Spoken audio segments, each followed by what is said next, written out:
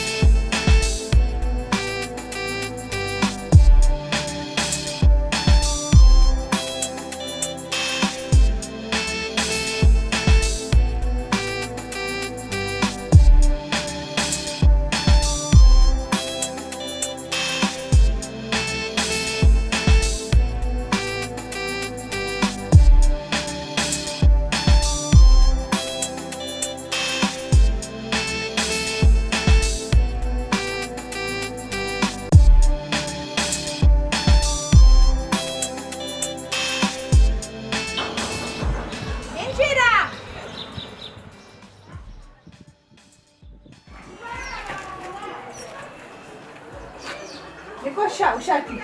Ayi mbara hari. Kwanje? Wowe witibye se nuramuzi? Asoni. Ayi mbara ariko niwe bantumye. Ntakushaka kuvuga iryo si. Bakigora iki? Ujye mwayiye gufura. Wanshije na. Ese madamu, uwo mwana gutwaye iki? Iryo sese niyo ari mwifu. Nawe ndakwiyamye. Ndakuragenda kwiyamye isazi guca amazuru. Wa mugore we. Uretse gato. Urakubita umwana wandi. Abantu babiri muri gupfa izina. None se uyu mwana niwe wamwise izina? Ayibwa, izina ntirikujije. None se njye ko munyita umusazi sa gihobe hari icyo mbaye? Sindya buri munsi kandi nkarya ntahinze.